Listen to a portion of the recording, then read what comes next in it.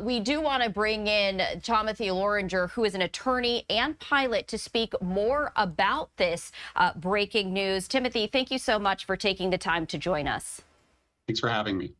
Again, we are learning more information as the hours continue on this breaking news situation. But again, when you first learned of this incident, what went through your mind as to what exactly happened?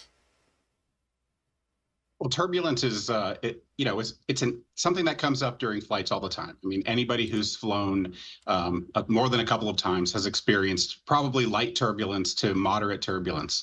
It can be a little scary, as the airplane shakes and we sort of worry about what might happen. But severe turbulence, as this aircraft apparently encountered, can be very dangerous. And so the questions that come to my mind are, was it possible for the airline to know that this aircraft and the pilots to know that this turbulence was present? And if they did do everything that they could to avoid it, otherwise turbulence can pop up out of nowhere and it can be very dangerous and harm people, as we can see happened here.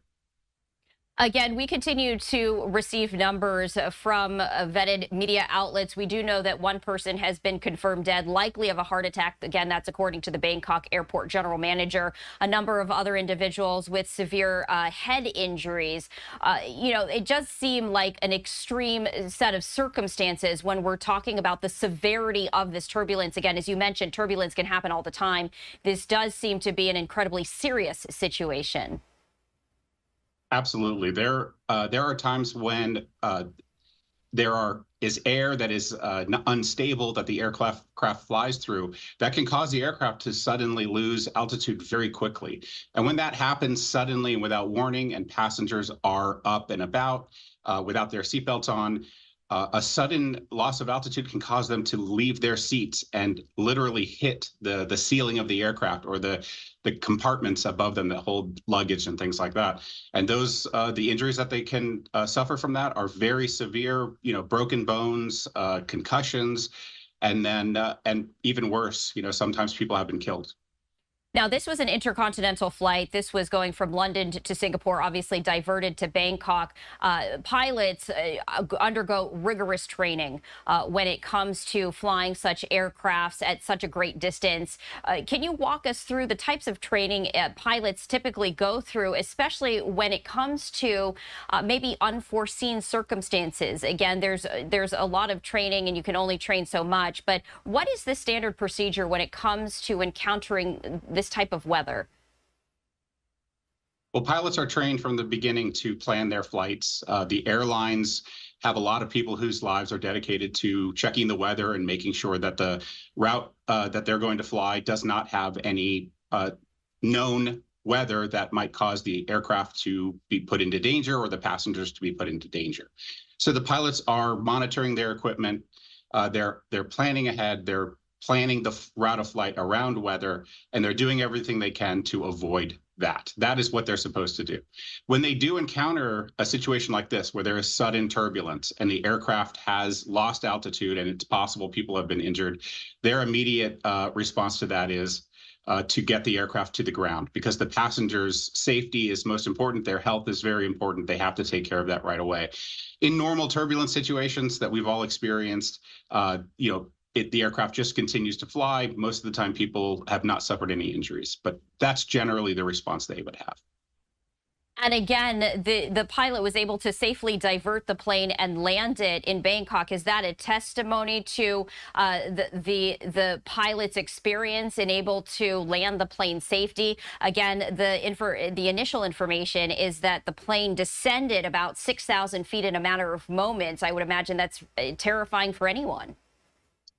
Sure. There's still information coming out. The 6,000 feet is a very large amount of altitude to lose suddenly. The turbulence may have been experienced just before that descent, which might have been part of the normal landing procedure. But under normal situations, piloting an aircraft like this can be stressful in itself. Landing the aircraft can be stressful even for an experienced pilot. Here we have people who've been injured, sudden, violent experience. The pilot is dealing with a lot of issues. That he got the aircraft to the ground speaks to the pilots, both pilots, all the pilots who might have been on board actually, to their experience and their piloting abilities. Again, we are continuing to gather and learn new information. From what we know now, is this a textbook situation to you, or are there any particular details that have really stood out to you that maybe separates this specific situation from perhaps others? Well, with the information that we have now, this seems to be a very unfortunate situation of clear air turbulence. That is turbulence that is very likely undetectable at the time.